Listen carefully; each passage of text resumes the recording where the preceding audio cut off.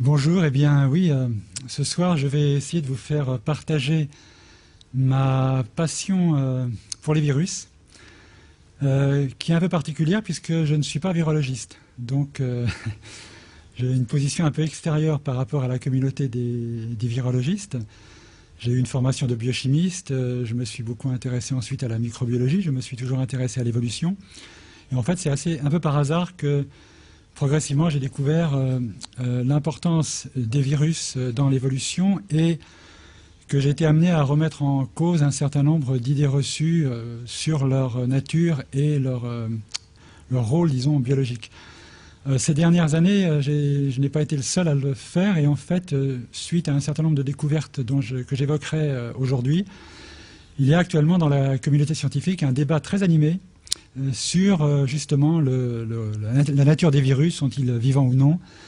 Est-il possible de les situer dans l'arbre universel du vivant ou non?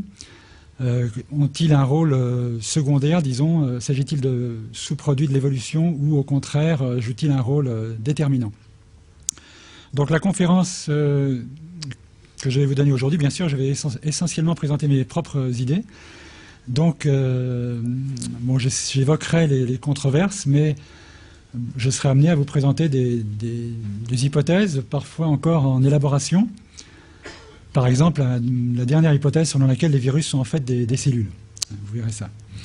Voilà, donc nous vivons le temps des révolutions. Et à côté des virus, je vous parlerai plus généralement aussi des changements qui ont eu lieu dans notre vision du monde vivant, et en particulier dans une réévaluation de la place des micro-organismes. J'ai l'habitude de dire que nous vivons une révolution un peu équivalente à celle qui s'est produite lorsque on s'est aperçu que la Terre finalement n'était pas plate, la révolution copernicienne. On s'aperçoit aujourd'hui que l'immense majorité de la diversité, enfin la plus grande part de la diversité, n'est pas représentée par ce que j'appelle les macrobes, donc les organismes visibles à l'œil nu, comme les plantes ou les animaux, mais par les microbes, donc les micro-organismes, qui ont été longtemps considérés eux-mêmes, un peu comme les virus, à la lisière du monde vivant.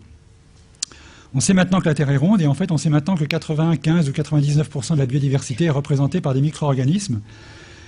Là, ce que vous avez en bas à droite, c'est une goutte d'eau, et tous les petits points correspondent à des organismes donc visualisés par leur ADN. Ce n'est pas un ciel étoilé. Dans cette goutte d'eau, on ne voit pas de macro-organismes, il n'y a pas de poissons, on ne voit que des micro-organismes. Les plus gros, donc ici en bas, vous avez une grosse tache, c'est un protiste, un eucaryote. Les taches un peu plus grosses sont des bactéries, sans doute, et tous les petits points correspondent à des virions de virus. Donc on a un changement de perspective. Et on va voir bien sûr dans le cadre de ce changement de perspective, quelle va être la place des virus. Et là, je vous présente un virus dont j'aurai l'occasion de vous reparler. Il ne ressemble pas tout à fait à ceux que vous voyez en général à la télé, d'ailleurs. Alors, bon, pour aller directement au but et tout de suite donner ma conclusion, avant de reprendre le point de départ, au cas, bon, comme ça, si vous partez avant la fin, au moins vous aurez ce que les anglo-saxons appellent le take-home message.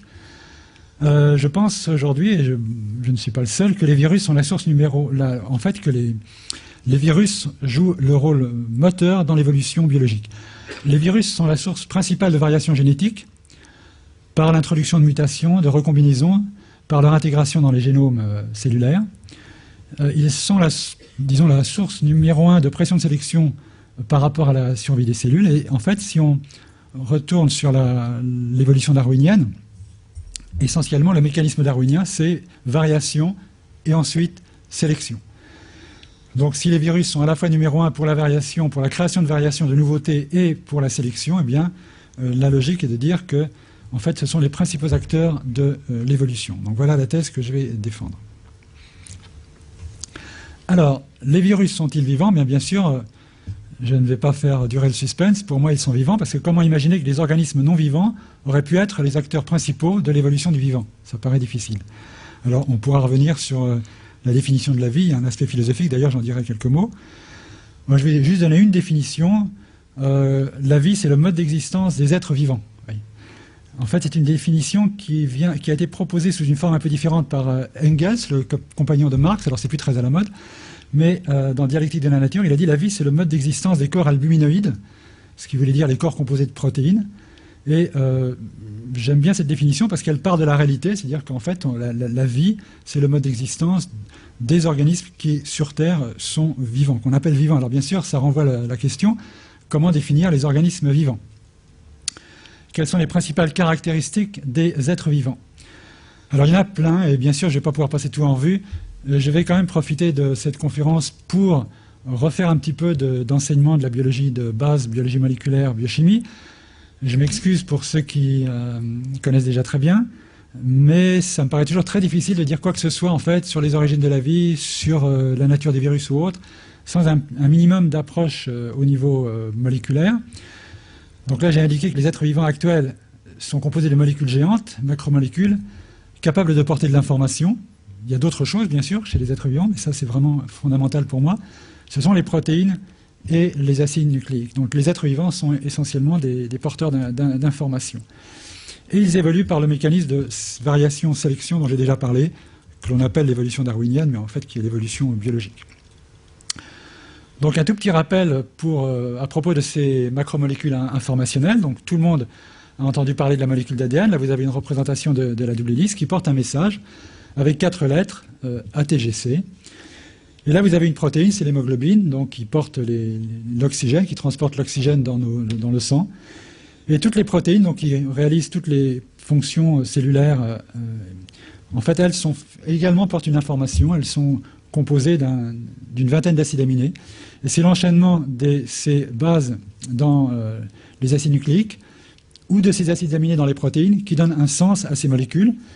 C'est la séquence particulière des acides aminés dans cette molécule qui fait en sorte qu'on va avoir de l'hémoglobine et pas de la thrombine ou autre chose. Donc là, vous avez des formules d'acides aminés, je ne vais pas trop détailler cela, mais ces 20 acides aminés, en fait, là, ce qui est important, c'est que leur séquence va déterminer donc la forme et la fonction de ces molécules.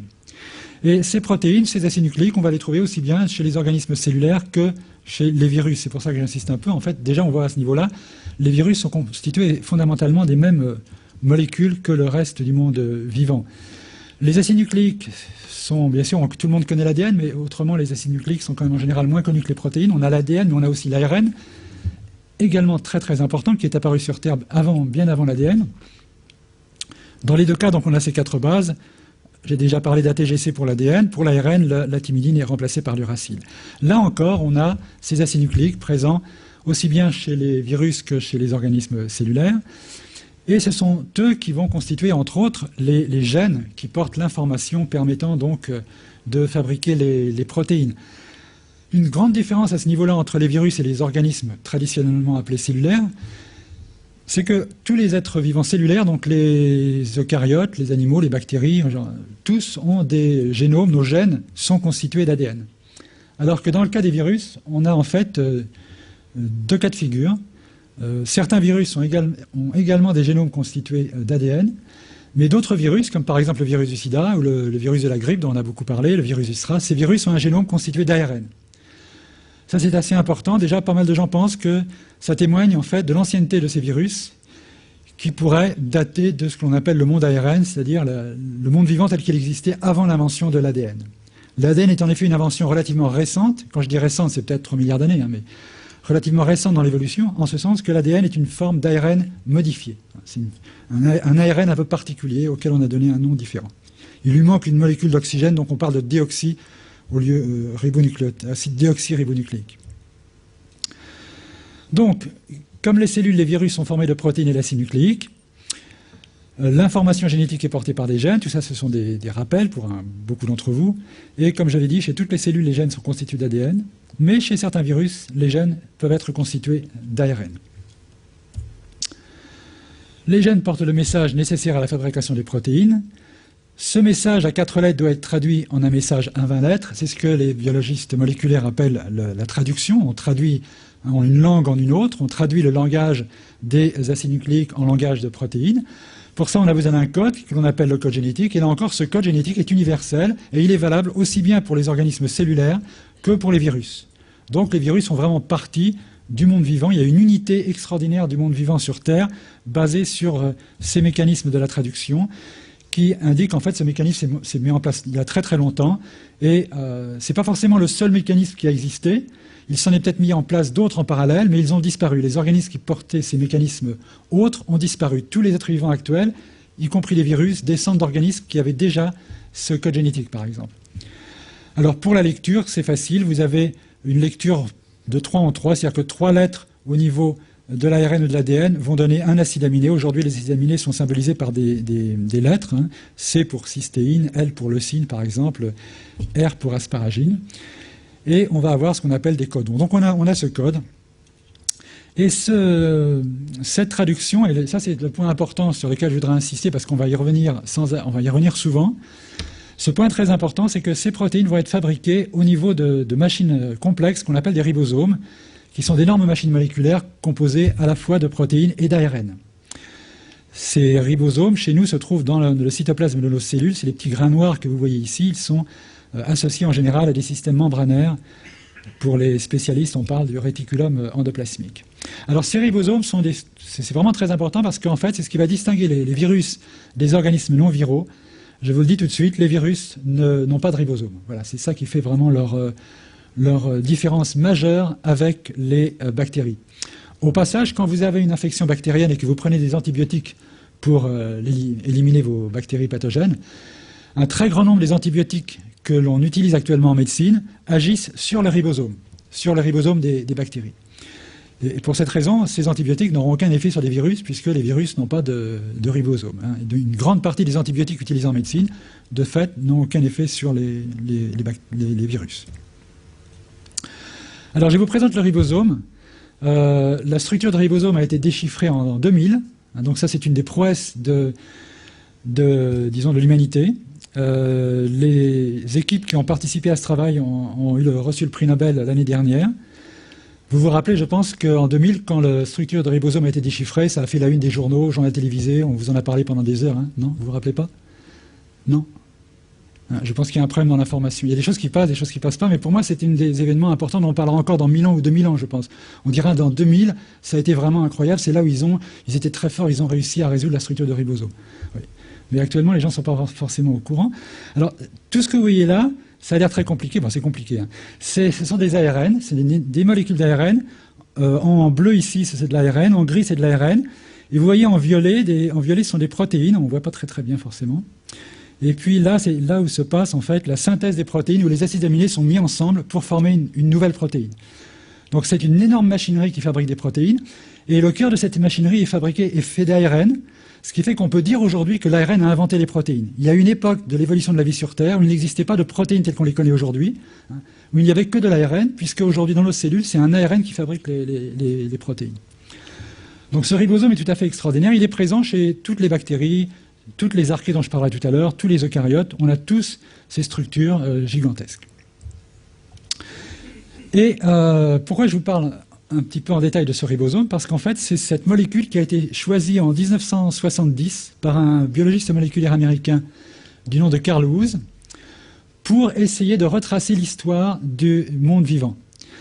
Il s'est dit, bien, étant donné que tous les êtres vivants possèdent ce ribosome, alors il ne pensait pas au virus, eh bien, on va analyser les séquences de ces ARN-là. Vous avez ici une autre représentation de la séquence de l'ARN d'un ribosome, dans laquelle il y a environ 1500 lettres A, U, G, C, etc., l'une derrière les autres. L'ancêtre commun à tous les êtres vivants actuels qui avaient déjà ce ribosome, il avait cette molécule avec une certaine séquence, et depuis la divergence, à partir de la divergence des êtres vivants, depuis cet ancêtre commun, celui que l'on appelle Lucas, eh bien, ces molécules ont subi des mutations, elles ont divergé, ce qui fait qu'aujourd'hui, eh bien, on va dire, si on regarde, par exemple, si on compare cette molécule chez un homme et chez un chimpanzé, il n'y a aucune différence. La séquence est quasiment la même. Si on regarde avec une vache, on commence à trouver quelques petites différences. Avec des poissons, ça varie un tout petit peu plus, c'est encore très proche. Avec des amibes, là, ou des levures, là, on voit, ça commence à être assez différent, mais c'est encore vraiment très proche. Et puis, si on voit des bactéries, là, il y a un saut qualitatif, un saut quantitatif même. Vraiment, c'est très différent. Mais c'est toujours un ribosome. Et donc, grâce au travail de Carl Woese, il a réussi, ça c'est un arbre, ce qu'on appelle un arbre universel du vivant, qui date de 1985. Alors, j'ai mis des salades, c'est pour essayer de faire passer le message qu'en fait, dans l'ensemble du monde vivant, on a des ribosomes, mais le travail de Carl Woese et de ses collaborateurs a mis en évidence l'existence de 3 types de ribosomes sur Terre. Ça, c'est une découverte fondamentale du XXe siècle. Il y a 3 types de ribosomes sur Terre. Ce sont toujours des ribosomes. Donc là, c'est pour ça que j'ai mis 3 types de salades. Ce sont toujours des salades, mais elles sont quand même assez différentes. Donc il y a un ribosome de type eucaryote, un ribosome de type arché. Alors là, c'est un groupe qui était inconnu avant le travail de Carl Woese, ou tout au moins on connaissait quelques-uns de ses représentants, mais on les confondait avec des bactéries, et un groupe correspondant à ce qu'on appelle les bactéries. Donc, les eucaryotes ici, ce sont tous les organismes dont les cellules ont des noyaux, les animaux, les végétaux, les champignons, les algues et tous les protistes. Tout ça, c'est les eucaryotes, ils ont un même type de ribosome. Les bactéries ont toutes un même type de ribosome, et il y a un 3e type de ribosome chez les archées. Alors voilà également pourquoi, lorsque vous prenez un antibiotique pour tuer vos bactéries, et que cet antibiotique agit au niveau du ribosome, il ne vous fait rien à vous, parce que votre ribosome est suffisamment différent de celui des bactéries pour ne pas être reconnu par l'antibiotique. Oui, ça a des applications pratiques quand même assez importantes. Alors voilà une représentation de cet arbre universel, mais cette fois-ci j'ai remplacé les salades par des organismes représentatifs de ces 3 grands groupes. Vous voyez ici, vous reconnaissez des bactéries, hein, ça ressemble à ce qu'on imagine être des bactéries. Ici vous voyez les animaux, ici vous voyez les plantes, là vous avez des champignons, là vous avez différents types de protistes, là vous avez des archées, donc ce 3e groupe d'êtres vivants qui ressemble beaucoup en apparence à des bactéries. Alors vous voyez tout de suite que dans cet arbre qui représente vraiment la biodiversité, au niveau évolutif, au niveau diversité du vivant, les macrobes, les animaux et les plantes, eh bien c'est 2 petites branches ici. Tout le reste, ce sont des micro-organismes. 99% de la biodiversité, ce sont des micro-organismes. Donc déjà depuis 1985, on sait qu'il y a un problème, puisque si on va dans les universités, dans les centres de recherche, il y a 90% des gens travaillent sur les biologies végétales, biologie animale, l'homme, etc., un petit peu de microbiologie. Ça ne correspond pas du tout à la réalité. Récemment, l'Europe, par exemple, a distribué 77 bourses pour chercheurs super excellents pour financer des recherches de super haut niveau en biologie. Sur ces 77 bourses, 4 étaient données à des laboratoires travaillant sur des micro-organismes, vous voyez, et tout le reste sur des macrobes. C'est pour ça que je suis un peu agressif et que je défends vraiment les micro-organismes. Vous avez déjà deviné que je n'ai pas eu cette bourse. Alors, pour vous dire que je ne vous raconte pas d'histoire, c'est voilà, j'ai trouvé sur Google une vision du vivant, par hasard, vous voyez, voilà, ça c'est la vision traditionnelle. Vous avez les animaux, ici, les plantes, déjà il y en a moins, c'est parce qu'on privilégie les animaux, parce que nous sommes des animaux. Il paraît que les hommes sont plus encore du côté animal, les femmes aiment bien les plantes. Oui. Et là, on voit les champignons. Alors là, les champignons, c'est bon à manger, donc on les a mis là. Et puis là, les protistes. Et puis là, les bactéries, vous voyez. Puis les archées, elles ont disparu. Donc vous avez 95% ici de macrobes et 5% de microbes. C'est exactement l'inverse de la réalité. Donc, vous voyez, quand je dis qu'on passe d'une terre plate à une terre ronde, ce n'est pas vraiment une exagération de mon point de vue. Alors voilà encore la vision traditionnelle du vivant, où on partait d'organismes simples comme les prokaryotes, on allait vers des eucaryotes, on allait vers Pasteur, ça c'est une diapo que j'avais fait pour l'Institut Pasteur, et les virus là-dedans étaient complètement absents. Alors on avait cette grande division, les prokaryotes à la base, les eucaryotes en haut, et division qui se reflétait sur les virus infectant les bactéries bactériophages et les virus infectant les eucaryotes, qu'on appelle virus tout court. Et bien cette vision-là, elle est fausse. Ça a été reconnu par le roi de Suède, que vous voyez ici en 2003, remettre le prix Crawford à Carl Woese, qui avait donc fait cette découverte en 1977. Il a attendu quand même 2003. Le prix Crawford est un prix très prestigieux, comme le prix Nobel. J'ai l'habitude de dire que la seule différence, c'est qu'il n'y a aucun journaliste, donc en fait personne ne parle de la remise du prix Crawford, qui est pourtant plus difficile à avoir que le Nobel, puisqu'il est donné 1 année sur 3 seulement en biologie, 1 année sur 3 en mathématiques et 1 année sur 3 en astrophysique ou géophysique, etc. Alors je pense qu'on a beaucoup de mal à accepter cette nouvelle vision du monde vivant parce qu'on aime beaucoup les dichotomies. Prokaryotes, eucaryotes, animaux, végétaux, c'était des dichotomies comme plus, moins, mâle, femelle, yin, yang, etc. Et il y a beaucoup moins de trinité autour de nous, bien sûr, à part pour les chrétiens la trinité, mais sinon c'est un peu rare. Le cyclope, mais c'est pas non plus. Voilà, alors, si vous voulez en savoir plus sur tout ce que je vous ai raconté, vous lisez Microbes de l'enfer aux éditions Belin. C'est un ouvrage que j'ai publié il y a 2 ans, dans lequel je raconte l'histoire des archées, et en particulier en insistant, alors les archées, peut-être certains d'entre vous ont entendu parler, c'est parmi ce groupe, c'est dans ce groupe que l'on trouve les organismes qui vivent aux températures les plus élevées, jusqu'à 110 degrés. Dans les sources chaudes volcaniques, sous-marines, là, c'est ma femme qui est descendue dans le Nautile, le sous-marin, pour aller récupérer des échantillons sur lesquels on travaille encore aujourd'hui à 2600 mètres de profondeur, donc au niveau des dorsales océaniques. Et puis je raconte l'histoire des découvertes de Carl Lewis. Mais j'ai comparé les ventes avec celles sur la vie de Carla Bruni, il n'y a rien à voir. Alors, bon, le problème de ce travail avec l'arbre universel du vivant, je vous ai dit qu'il a été basé sur les ribosomes, et les virus n'ont pas de ribosomes. Les virus ne sont pas capables eux-mêmes de fabriquer leurs protéines. Et tout de suite, vous voyez pourquoi, en fait, les virus sont des parasites obligatoires. Ils vont avoir besoin, pour pouvoir se reproduire, de cellules, d'infecter, de parasiter des cellules possédant des ribosomes. Et alors, les virus ne possédant pas de ribosomes, ça veut dire qu'ils ne possèdent jamais de gènes codant pour des protéines ou des ARN du ribosome, eh bien, ils ont été pendant longtemps exclus de l'arbre universel du vivant. Ceci dit, la découverte de 3 grands groupes et l'utilisation des ARN ribosomiques pour décrire le monde vivant n'a pas eu que des effets négatifs par rapport aux virus. Ça aboutit en fait à une nouvelle vision du monde des virus. Je vous ai dit tout à l'heure, pendant très longtemps, le monde des virus était divisé en 2. D'un côté, les bactériophages, virus attaquant les bactéries, et de l'autre, les virus tout court, virus infectant les eucaryotes. Et c'est encore comme ça que raisonne la grande majorité des biologistes.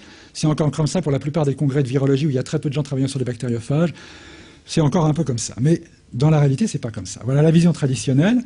On part d'une cellule primitive aux origines de la vie, on va vers les bactéries, les prokaryotes, on va vers les eucaryotes, et puis au passage, des gènes de bactéries se détachent et deviennent méchants et deviennent des virus attaquant les bactéries. Des gènes eucaryotes se détachent, deviennent méchants et deviennent des virus qui attaquent les eucaryotes. La vision nouvelle, très différente, c'est qu'en fait les virus sont très anciens, ils existent depuis, je y reviendrai, mais depuis Lucas et même avant Lucas. Et au moment de la formation de chacun des grands domaines du vivant, donc les domaines qu'on appelle maintenant bactéries, archées, pas archébactéries, attention, parce que archébactéries, c'est encore la confusion avec les bactéries, ça n'a rien à voir, et les eucaryotes, eh bien, chacun de ces 3 domaines a emmené avec lui une partie de ce qu'on appelle la virosphère ancestrale, ce qui fait qu'aujourd'hui, les virus infectant les organismes de ces 3 domaines sont vraiment différents. Alors, je vais rapidement passer en revue ces différents types de virus. Les virus infectant les eucaryotes sont connus depuis 1898. Ils ont été découverts par, je pense, les premiers par Behring, le virus de la mosaïque du tabac, donc qui infecte des plantes. Voilà le virion ici. Voilà une plante de tabac saine, une plante infectée. Tous les virus eucaryotes, vous les connaissez bien, hein, c'est ceux dont on parle à la télé, le sida, le H1N1, le SRAS, le chikungunya, tous les virus qui infectent l'homme.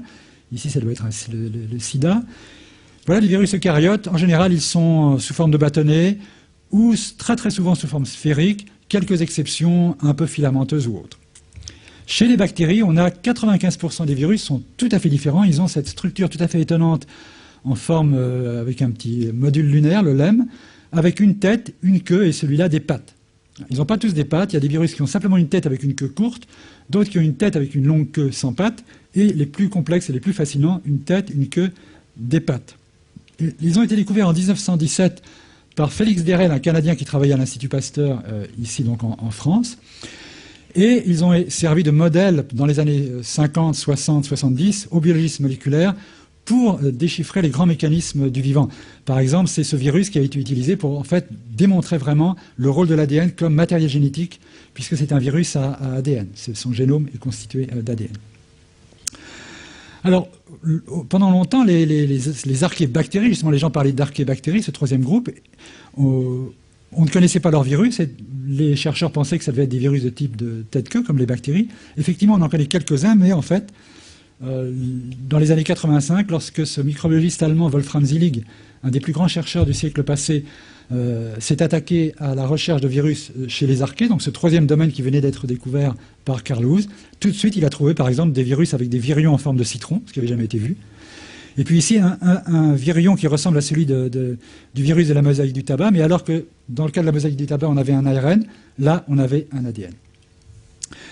Et ces travaux ont continué Et actuellement, c'est là-dessus que nous travaillons à l'Institut Pasteur avec mon collègue David Prangheshvili. Là, je vous montre une photo qui a été prise récemment par un photographe italien qui est venu exprès dans le labo pour faire des photos pour Science et Avenir. D'ailleurs, il y a un numéro hors série de Science et Avenir là, dans lequel il y a un article sur les virus. Et il nous a fait des super photos, on ne se reconnaît pas, c'est assez impressionnant. Mais regardez plutôt les virus. Hein. Regardez des virus en forme de bouteille que l'on n'avait jamais vu. On n'avait jamais vu des virions comme ça en forme de bouteille. On ne savait pas que les virus avaient inventé la pince. Oui. Là, des virions qui se terminent par des pinces qui leur servent à accrocher les poils des archées. Donc ce sont des virus, tout ça, qui attaquent les archées, qui leur servent à accrocher les poils des archées.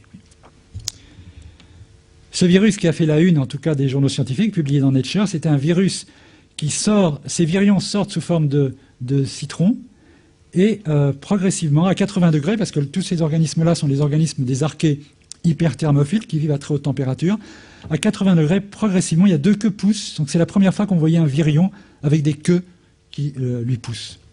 Alors on s'est dit, chouette, le virion est vivant. Non, je vais y revenir, le virion n'est pas vivant. Ce n'est pas le virus. Alors bien sûr, ce débat sur les virus, il ne faut pas se le cacher, il a vraiment explosé en 2003 à Marseille. Hein. Alors, vous connaissez tous la sardine qui a bloqué le port de Marseille, mais est-ce que vous connaissez le mimivirus qui a été découvert en 2003 à Marseille, le plus gros des virus qui a aussi bloqué le port de Marseille? Alors, c'est un virus géant. Il a été découvert dans le laboratoire de Didier Raoult. Il infecte une amibe, très grosse cellule eucaryote, la cellule à noyau, et il a une taille similaire à celui de petites bactéries. En fait, il avait été confondu pendant des années avec une bactérie gram-positive, pour ceux qui connaissent, parce qu'il est gram-positif. Et lorsque son génome a été séquencé par une équipe marseillaise, on s'est aperçu qu'il avait 1000 gènes. 1000 gènes, c'est absolument extraordinaire pour un virus. Auparavant, les plus gros virus connus avaient 100, 150 gènes, et déjà, ils étaient considérés comme des anomalies. Hein, puisqu'il existe un virus, par exemple, qui n'a que 2 gènes. Le plus petit virus connu, PCV1, a 2 gènes. Le gène codant pour une protéine qui fait son enveloppe, sa capside, et un gène qui lui permet de répliquer son génome. Ça, c'est le génome du virus. PCV1, 2 gènes, là, 1000 gènes. Donc, vous voyez une diversité extraordinaire dans les virus. Nous avons environ, nous, les Homo sapiens, 20 000 gènes. Oui, donc, nous sommes 20 fois plus de gènes seulement qu'un mimivirus. Hein. C'est pas... Ceci dit, nous avons moins... Une mouche, 12 000 gènes. Hein. Oui, et certaines amibes, certainement beaucoup plus de gènes que nous. Donc, ce n'est pas le nombre de gènes qui fait, par exemple, l'intelligence. Alors là, vous avez une amibe infectée par le mimivirus. Vous voyez ici, dans le cytoplasme, qui est en train de se déchirer, parce que c'est un tueur, le mimivirus, vous voyez les capsides du mimivirus. Et là, vous voyez le noyau cellulaire. Le noyau cellulaire, donc là où se trouvent tous les chromosomes, tout le matériel génétique de la cellule. Et là, vous voyez une structure noire qui a à peu près la même taille que le noyau cellulaire. C'est marqué VF, c'est l'usine virale, Viral Factory en anglais. C'est le centre de production de virions, qui a la même taille que le noyau cellulaire. Et ça, on va en reparler. Et en fait, la découverte de cette énorme usine virale va avoir des conséquences importantes. Je vous présente un gros plan de cette usine virale. Vous voyez cette usine avec ici les virions qui sont en train d'être fabriqués. Ce virus géant est un virus avec de l'ADN.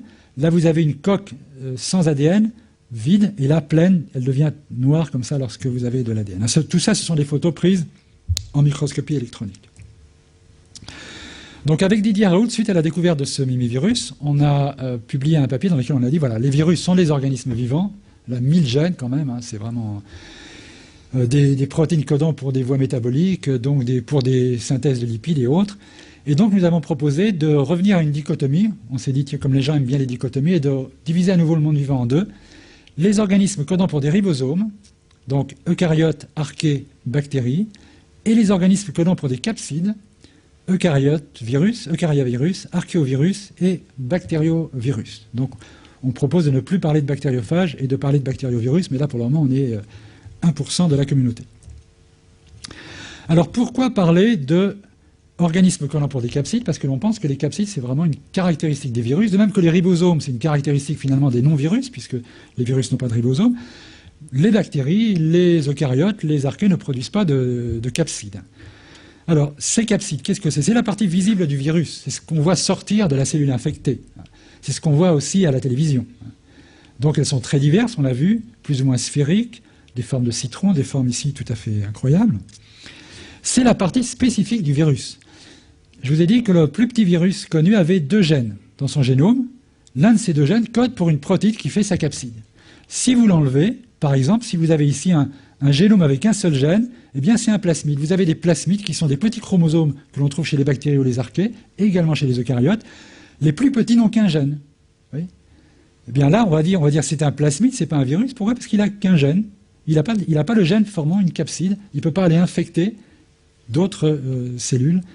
En général, l'infection passe par une des protéines de la capside. Là, il n'y en a qu'une. Je ne sais pas très bien, d'ailleurs, je ne connais pas bien ce virus, il est assez fascinant. La capside, c'est également la carte d'identité du virus. Alors là, j'ai pris une diapo d'un étudiant lituanien qui actuellement fait sa thèse en Finlande et est venu travailler 2 mois au laboratoire. Alors heureusement qu'on parle anglais, hein, parce que si j'avais dû apprendre le lituanien et le finlandais, c'était un peu compliqué, mais bon, heureusement on parle anglais. Il y a beaucoup de politiques qui n'aiment pas qu'on parle anglais en sciences, mais c'est quand même très pratique. Il a fait une conférence à Pasteur, donc, où il a parlé de l'évolution des virus, et là, il a dit, vous voyez, les structures illuminent la voie. Les structures illuminent la voie, c'est-à-dire qu'en fait, c'est en étudiant la structure des protéines de capside du virus que l'on comprend leur évolution, que l'on arrive à identifier des grandes lignées de virus. Et là, vous voyez, par exemple, alors ça paraît un peu compliqué au premier abord pour ceux qui ne connaissent pas bien les structures de protéines, mais voilà une protéine, une autre protéine. Ces 2 protéines sont des protéines de capsides de virus. Elles forment ces capsides que vous voyez ici, un virus, un autre virus. Vous voyez tout de suite qu'elles se ressemblent. Il y a des différences, mais regardez ici cette structure. Alors, ce que l'on voit ici en vert, en rouge, c'est simplement les chaînes d'acides aminés qui sont représentées différemment selon que les acides aminés sont des hélices ou autres. Mais simplement, regardez à l'œil nu, on voit que ça ressemble à ça, non? Alors, ça ressemble tellement que l'on peut dire qu'en fait, ces 2 protéines ont eu un ancêtre commun. Elles ont divergé à partir d'une protéine ancestrale commune. Elles sont homologues pour les évolutionnistes. Or, ce virus-là, il infecte une bactérie. Ce virus-là, il nous infecte. Il infecte l'homme. Ça veut dire que, a priori, les virus existaient déjà avant la séparation des bactéries et des eucaryotes. Ils existaient déjà à l'époque de Lucas, donc le Last Universal Cellular Ancestor. Alors, il y a des débats autour de ça. Tout le monde n'est pas d'accord. Il y a des gens qui disent « Oui, mais ça, c'est peut-être de la convergence. Peut-être que pour faire des capsides, on a absolument besoin d'avoir des protéines qui ont cette allure. » Alors, pas du tout. Et voilà une diapo que m'a passée Marthe Krupovic. Différentes structures de protéines qui toutes font des capsides, des structures ressemblant à des capsides. Et entre elles, elles ne se ressemblent pas. Si on regardait dans les détails, elles ne se ressemblent pas. Par exemple, là, c'est la structure de la protéine qui fait la capside des virions qui ont une tête et une queue. Oui. Cette structure-là, on la retrouve dans les virus avec des têtes et des queues, mais également dans le virus de l'herpès. Vous connaissez, beaucoup d'entre vous connaissent l'herpès. Bien embêtant. Eh bien, l'herpès semble relié sur le plan évolutif au virus tête-queue qui attaque les bactéries. Ça paraît incroyable, mais il y a pas mal d'arguments, entre autres la structure de cette protéine de capside, qui fait qu'il y a une relation évolutive entre l'herpès et les virus tête-queue qui attaquent les bactéries. Alors, la capside dont on vient de parler, elle sert en fait à protéger le génome du virus, et l'ensemble forme ce qu'on appelle le virion, la particule virale. Et pour la grande majorité des biologistes, pour tous les journalistes, le virion et le virus, c'est la même chose. Quand on vous parle d'un virus à la télévision, en général, on vous montre une sphère avec des piquants, ça fait méchant les piquants, et on vous dit, voilà le virus du sida, voilà le virus, etc. Et en fait, les biologistes et les virologistes ont également intégré cette idée que le virus, c'est le virion. Pourquoi? Parce que le virion, c'est la partie visible du virus. Mais est-ce que c'est vrai? Alors, si c'est vrai, eh bien là, on peut se reposer à nouveau la question, le virus est-il vivant? Pourquoi? Parce que le virus est une particule inerte, pas de métabolisme, pas de production d'énergie. Le virion du virus de la mosaïque du tabac, on a réussi à le faire cristalliser. Vous voyez, quelque chose qui cristallise, ça ne fait pas penser à de la vie, ça fait penser à du minéral ou des macromolécules, on sait que les protéines cristallisent, etc. Donc, pour ces raisons, la plupart des biologistes qui assimilent le virus et le virion rechignent à considérer les virus comme vivants. Mais le virus doit-il être assimilé au virion? Alors, on considère souvent que tous les êtres vivants doivent être formés de cellules, c'est la théorie cellulaire. Omnia cellula est cellula. Donc là encore, si le virus c'est le virion, ce n'est pas une cellule, donc on va dire il n'est pas vivant. Alors, en fait, voilà, il y a deux biologistes qui ont en partie résolu le problème. Claudiu Bandia, qui a publié un papier en 83, et Jean-Michel Calavry de Marseille, qui a séquencé le génome du mimivirus, qui a publié en 2006 un papier dans lequel il a dit ça, c'est pas le mimivirus, c'est pas un virus. Oui, c'est pas un virus. De même, il dit ça, ce sont pas des hommes, c'est des spermatozoïdes. Oui. Les hommes, ils sont là, dans la foule, avec des femmes aussi. Hein. Si on vous dit que ça, c'est vous, non, on dit non, ça, c'est mes spermatozoïdes. Eh bien, pareil, ça, c'est pas le virus. C'est la spore, c'est le spermatozoïde du virus, c'est le virion, c'est le mécanisme qu'utilise le virus pour propager ses gènes, pour aller infecter d'autres cellules. Le virus, ce qu'a dit Jean-Michel Calavry, c'est ça. C'est l'usine virale. C'est cet organisme vivant qui est à l'intérieur de la cellule infectée. Voilà, il dit le virus, c'est l'usine virale. Ce qu'avait dit Claudiu Bandia, une américaine en 83, c'est on se focalise trop sur le virion. Ce qui est important, c'est la phase intracellulaire du virus. Elle avait dit ça en 83 dans un papier Journal of Theoretical Biology que personne n'a lu. Quatre citations. Vous voyez, maintenant, les politiques jugent les chercheurs d'après leur nombre de citations dans les journaux. Si on juge ce papier par le nombre de citations, il n'a aucune valeur. Alors en fait, c'est un papier assez génial. C'est ce papier qui m'a intéressé au virus en 83 la première fois. Donc, l'usine virale, elle mobilise et réorganise tout le métabolisme de la cellule et la production d'énergie à son profit. Et c'est pour ça que le mimivirus a 1000 gènes. Il code pour beaucoup de protéines qui vont en fait complètement remodeler les membranes de la cellule, son métabolisme, tous les mécanismes de production d'énergie à son profit. Il va complètement transformer la cellule infectée. Et de nombreux virus eucaryotes produisent des usines virales. Voilà, ça ce sont des virus ARN, des tout petits virus, pas des virus géants, mais quand même. Vous voyez là, le virus, il a remodelé le réticulum endoplasmique de la cellule eucaryote, et vous voyez les virions du virus qui se forment là sur la surface interne de cette membrane. Et là, vous voyez une cellule eucaryote avec le noyau en bleu, et tous les grosses taches rouges, ce sont les usines virales d'un autre virus dont j'ai oublié le nom.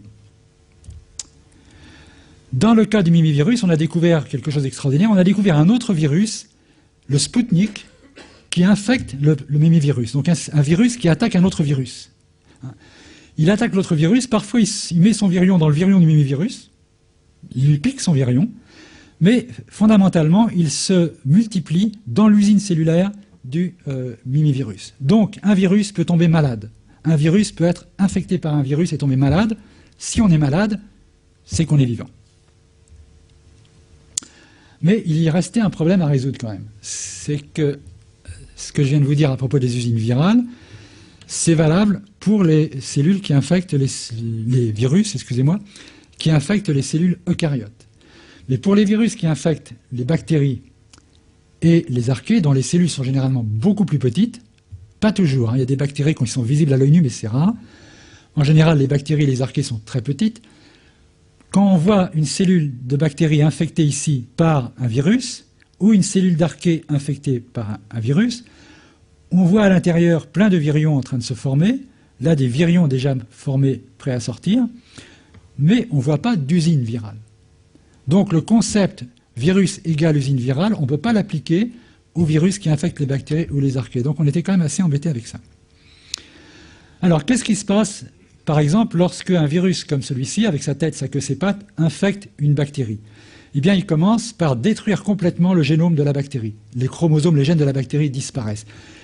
Il réplique son génome, qui donne cette énorme masse-là, il y a plein d'ADN du virus, et il fabrique, il transforme la membrane de la cellule, et au niveau de la membrane, il fait une plateforme de synthèse de tête, ici, une plateforme de synthèse de queue. Quand la tête est formée, elle va dans le centre de la cellule où elle récupère l'ADN qui est ici au milieu, et quand elle est remplie d'ADN, elle va se coller sur la queue, et quand tout ça c'est fini, la cellule explose, et vous avez entre 100 et 1000 particules virales qui sortent. Donc, ce que l'on dit là, c'est que finalement, au bout d'un moment ici, on pensait avoir une bactérie, mais on n'a plus de bactérie. Il n'y a plus de génome bactérien, il n'y a plus de gènes bactériens. Il y a simplement des gènes de virus et une cellule qui est entièrement remodelée de A jusqu'à Z pour fabriquer du virus. Donc ce que l'on dit, en fait, le virus, c'est ça. C'est cette cellule qui est le virus. Alors, je vous présente rapidement, là pour le plaisir, c'est un travail qui a été fait par une étudiante en thèse du laboratoire à Pasteur, Ariane Bizet, sur l'infection d'une archée, une archée sulfolobus qui vit dans les sources chaudes en Islande, infectée par ce virus dont le virion a cette forme ici. Là, vous voyez la cellule infectée dans laquelle les virions ont été fabriqués. Là encore, on a un remodelage complet de la cellule. On a vu apparaître à la surface de la cellule ces pyramides ici, tout à fait particulières. Vous voyez ? Des pyramides qui apparaissent à la surface des cellules, qui percent la paroi des cellules. On les voit avec cette face qui perce par le haut. C'est assez spectaculaire. Vous voyez ? Elles vont faire des trous par lesquels vont sortir les paquets de virions. Donc là encore, ce qu'a montré cette étudiante, c'est que dans cette... Là, c'est après la sortie. Dans cette cellule d'archée qui a été infectée, le virus a commencé par détruire complètement, supprimer le génome de l'archée. Donc on n'a plus une archée, on a un virus. Donc la nouvelle proposition, mais ça c'est très récent, c'est même pas encore vraiment publié, c'est que le virus correspond à la cellule infectée. Le virus transforme la cellule en ce que j'ai appelé une virocelle en anglais, une cellule virale, et donc du coup le virus est donc bien un organisme vivant puisqu'il est cellulaire par essence. Le virion n'est pas le virus, mais une forme latente, comme une spore du virus. Donc ceci est un virus, et ceci est un virion. Voilà ce que j'appelle maintenant une ribocellule, une cellule avec des ribosomes, et là une virocellule, le virus, une cellule qui est entièrement reprogrammée pour produire des virions qui vont aller infecter d'autres cellules. Alors, ça remet en cause pas mal de choses, ça amène à discuter pas mal de points. Par exemple, la notion d'organisme. En fait, on a des situations dans la nature très complexes. Par exemple, cette amibe dont j'ai parlé tout à l'heure qui est infectée par le mimivirus, ou le mamavirus, c'était un virus qui a été découvert par l'équipe marseillaise dans les bouches d'aération du Forum des Halles. Donc en fait, il y en a plein dans l'atmosphère de Paris, et la moitié des Parisiens ont des anticorps contre le mamavirus. C'est un virus géant de la même taille que le mimivirus qui est infecté par ce Spoutnik. Et bien donc là, vous avez une amibe, donc une cellule eucaryote avec son noyau, j'ai fait ici en rouge. Là, vous avez l'usine virale du mamavirus infectée par un Spoutnik. Et souvent, ces amibes ont également dans leur cytoplasme des bactéries qu'elles essaient de digérer, mais souvent les bactéries résistent et au lieu d'être digérées, elles se mettent à proliférer tranquillement dans l'amibe. Donc vous avez finalement une seule cellule avec 4 types différents d'organismes vivants. 2 virus, un eucaryote et des bactéries. Donc vous pouvez avoir en fait plusieurs organismes vivants différents dans une cellule. Donc l'idée maintenant que l'on peut avoir à partir de là, c'est qu'au début, lors des premières étapes de l'évolution de la vie sur la planète, en fait, les organismes vivants ont inventé 2 moyens de propager leurs gènes. Un premier type, c'est de la division cellulaire classique, donc une cellule se divise en 2 et le génome cellulaire se divise en 2 et chaque cellule fille reçoit le génome. Ou bien, la cellule réussit à propager en fait ces gènes sous forme de virions qui vont infecter une autre cellule pour se multiplier. Et si à un moment donné, ces cellules infectent, perdent leur ribosome, elles peuvent continuer, même en l'absence de ribosome par exemple, ou si elles n'en ont jamais eu, elles peuvent continuer à se propager à condition d'infecter les cellules qui ont des ribosomes pour pouvoir fabriquer leurs protéines. Puisque je reviens encore là-dessus, ce sont les ribosomes de la cellule infectée qui vont fabriquer les protéines du virus. Le virus a absolument besoin de ces ribosomes. Alors, ce qui me paraît important dans ce concept de cellule virale, c'est qu'il permet de mieux comprendre pourquoi les virus sont une source majeure de nouveautés dans l'évolution. En fait, les virus ont certainement été à l'origine de l'invention d'un très très grand nombre de protéines et de mécanismes moléculaires nouveaux au cours de l'évolution. Et en général, beaucoup même de biologistes ont du mal à le concevoir, parce que lorsqu'on confond le virus avec le virion, ce côté inerte du virion, on ne voit pas comment le virion a pu inventer quelque chose. Par exemple, il y a quelques années, j'ai proposé l'hypothèse selon laquelle les virus avaient inventé l'ADN. Il y a des gens qui m'ont pris pour un fou. Comment un virus, en voyant le virion, invente l'ADN? Bien entendu, quand on dit le virus a inventé l'ADN, ça veut dire que la transformation de l'ARN en ADN, puisque je vous ai dit que l'ADN, c'était une version modifiée de l'ARN, a pu se faire dans une cellule virale, bien sûr. Alors, ça, pour l'illustrer, j'ai fait ce schéma où on voit en fait un virus, un virion là, qui a injecté son génome dans une cellule, une bactérie. À la fin du processus infectieux, lorsque la bactérie a été transformée en virus, ce génome a été multiplié par 100 ou 1000. Alors que lorsqu'une cellule eucaryote humaine se divise en 2, le génome se divise en 2, Là, ce génome va être multiplié par 100 ou 1000. Ça fait beaucoup plus de possibilités de mutation, de recombinaison, tous les mécanismes qui entraînent la formation de nouvelles protéines. Et là, ça, c'était un mécanisme qui s'est produit depuis la nuit des temps, puisque les virus existaient déjà à l'époque de Lucas et avant. Donc les virus sont très vieux, ils étaient déjà présents avant Lucas. Autrement dit, au cours de l'évolution, ils ont créé un nombre hallucinant de nouveaux gènes. Alors un grand nombre de ces gènes, et ça c'est un point important, ont été ensuite transmis aux cellules. Et réciproquement, c'est bien connu que les virus souvent piquent des gènes aux cellules.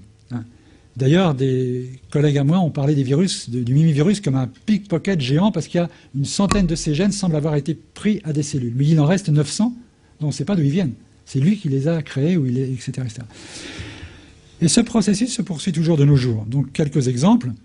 C'est un étudiant également du laboratoire à l'Institut Pasteur, Diego Cortés, un étudiant mexicain. Là, il aurait fallu parler espagnol.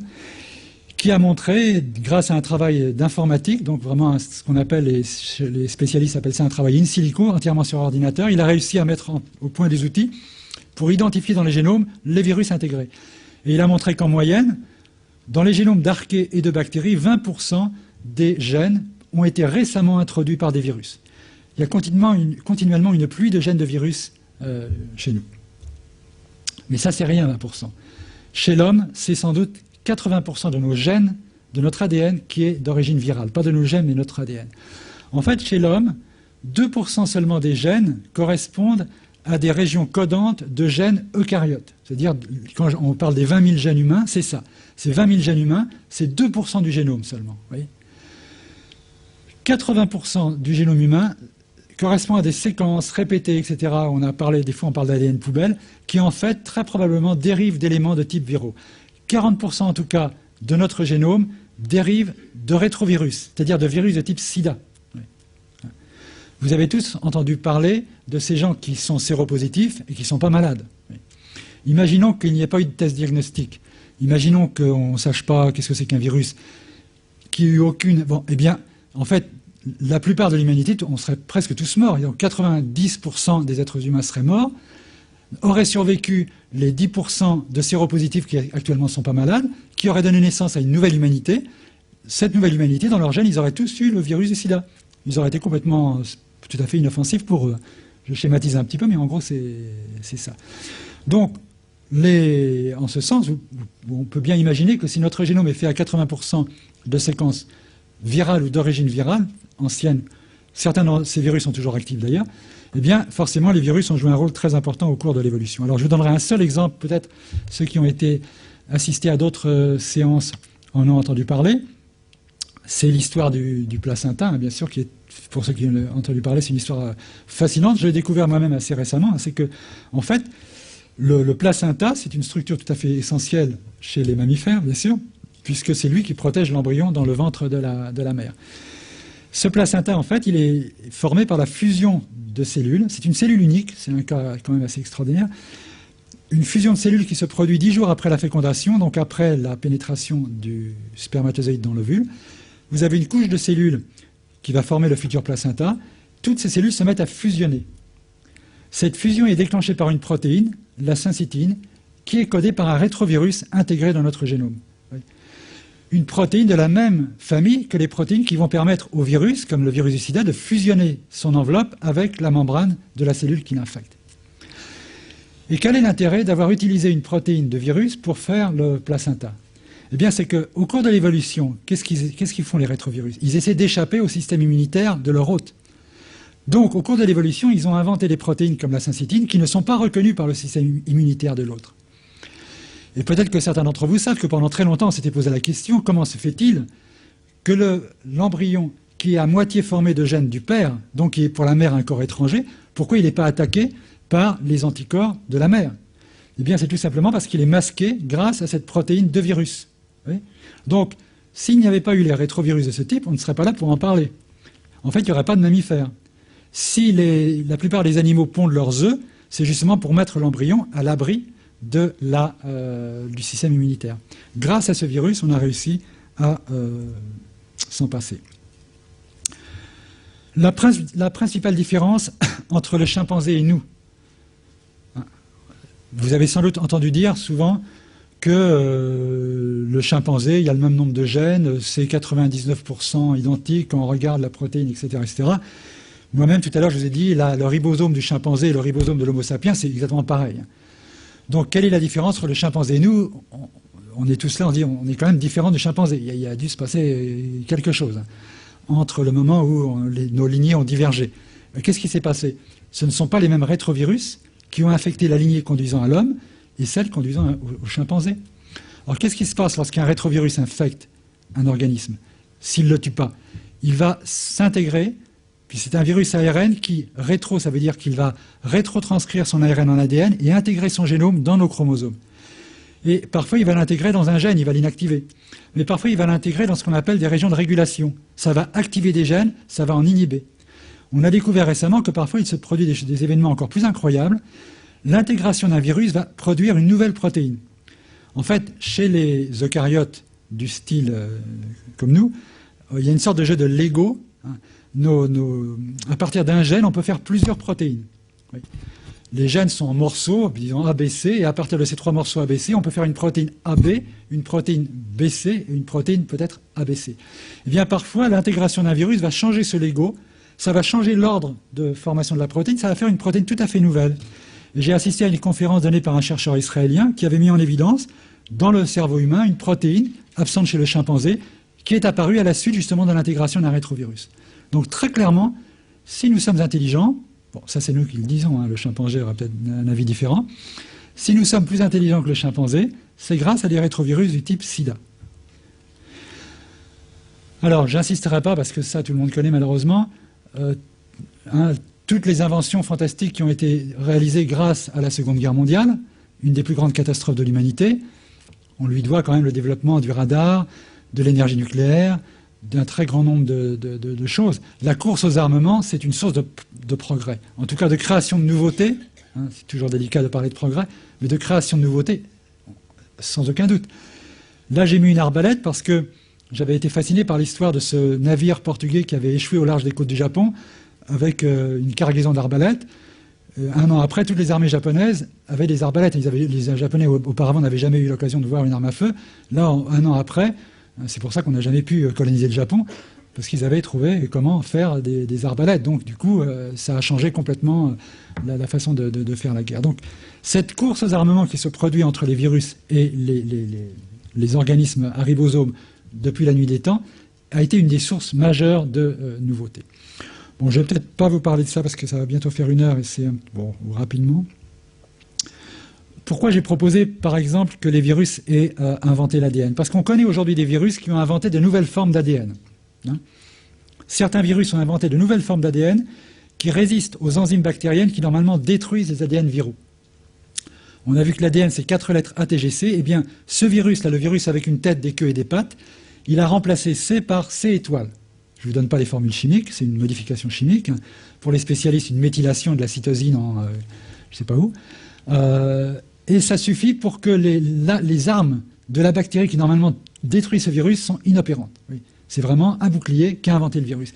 Un bouclier chimique en modifiant son ADN. Or, je vous ai dit que l'ARN, AUGC, c'est en fait une modification, parce que là, j'ai pas bien fait.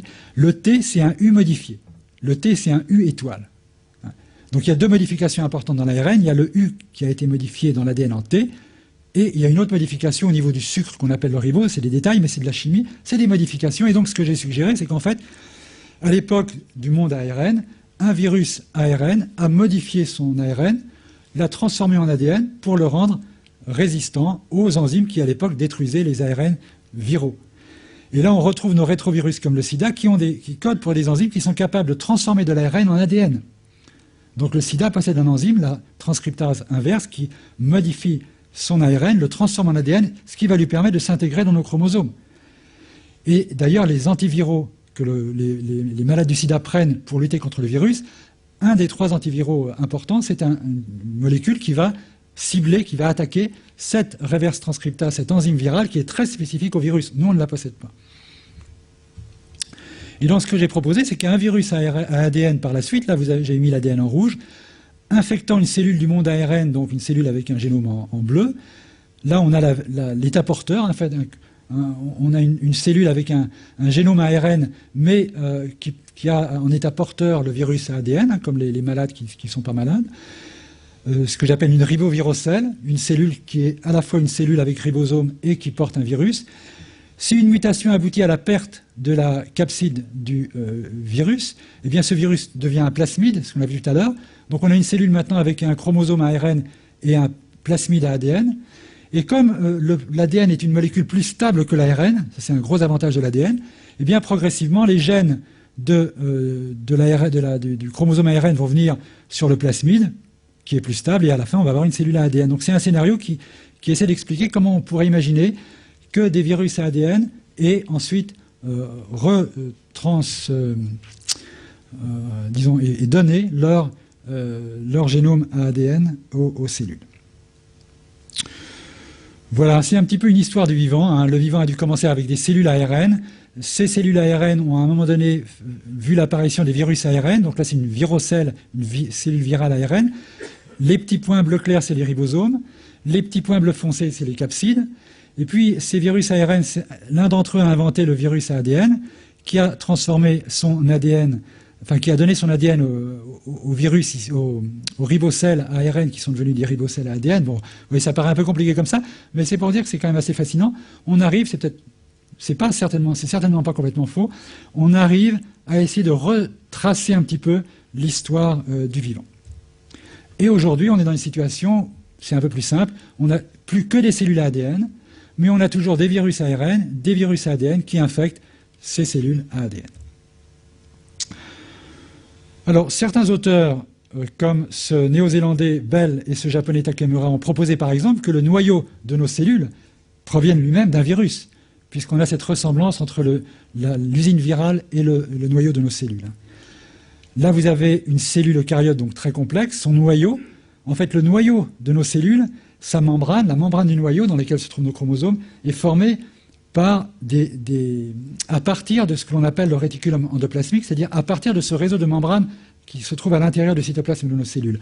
Or, précisément des virus comme le virus de la variole ou le mimivirus, tous ces virus qui font des usines virales, fabriquent leur usine virale en mobilisant de la même façon les membranes intracellulaires de nos cellules.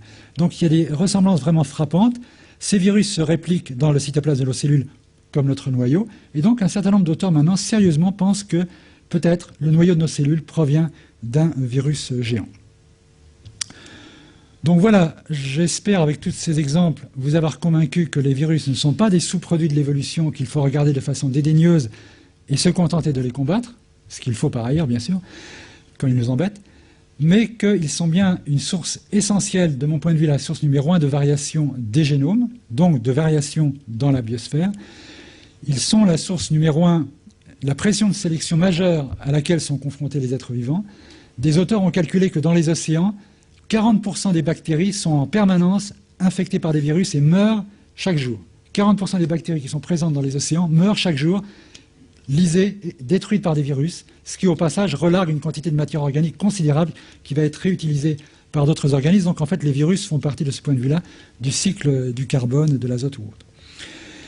Et donc l'évolution darwinienne étant variation plus sélection, eh bien du coup la conclusion sur laquelle je reviens, les virus sont les principaux acteurs de l'évolution. Alors si vous êtes intéressé par ces aspects virus et évolution, je vous recommande cet ouvrage écrit par Frank Ryan qui vient de sortir. Alors il est en anglais, il n'a pas été encore traduit en français, il ne sera peut-être jamais traduit en français malheureusement, qui s'appelle Virolution, dans lequel il raconte une partie de cette histoire, tout au moins la partie la plus récente, donc le rôle des rétrovirus dans l'évolution des animaux. Je ne l'ai pas dit, mais par exemple, on pense que les virus sont à l'origine du système immunitaire. En fait, notre système immunitaire, les anticorps, tout ça, est fondé en fait sur des protéines d'origine virale. Nos chromosomes, la structure de nos chromosomes, les télomères, le prix Nobel de cette année, les télomères à l'extrémité de nos chromosomes qui sont si importants pour tout ce qui est cancer, vieillissement, là encore, c'est d'origine virale, clairement viennent de rétrovirus. Donc voilà, Frank Ryan raconte un petit peu toutes ces histoires. Alors, là, pour ceux vraiment plus spécialisés, mais on organise à l'Institut Pasteur, à la fin du mois de juin, le premier congrès international sur les virus de microbes. Le premier congrès international, il n'y en avait jamais eu, parce que jusque-là, il n'y avait que des congrès sur les virus tout court, et en général, 95% c'était les virus chez l'homme ou bien chez les animaux domestiques ou les plantes. Et puis, parfois il y avait des sessions bactériophages, ou des congrès bactériophages. Là, on a voulu essayer de faire un congrès justement pour tous les types de virus. Et puis, ce mois-ci, dans Biofutur, il y a un dossier sur les virus de microbes, très intéressant, avec entre autres des articles sur la phagothérapie, c'est-à-dire l'utilisation des virus dans la lutte contre les bactéries, donc contre les maladies infectieuses. Quelque chose qui avait démarré en France avec Derel en 1917, qui avait connu un certain essor avant la Deuxième Guerre mondiale, qui avait connu un essor énorme en URSS et dans les pays ex-satellites de l'URSS, qui s'était ensuite complètement effondré, qui en fait avait disparu pratiquement en Occident, et qui s'était effondré lors de la chute de l'URSS, et c'est en train de redémarrer avec la résistance des antibiotiques, des bactéries aux antibiotiques. Vous savez que d'une part, les bactéries sont de plus en plus résistantes aux antibiotiques, et d'autre part que l'industrie pharmaceutique investit de moins en moins dans les antibiotiques, il y a de moins en moins de nouveaux antibiotiques trouvés, et donc un certain nombre de personnes, on essaie de relancer l'idée d'utiliser les virus antibactéries comme agents thérapeutiques. Voilà, je vous remercie de m'avoir écouté pendant une heure.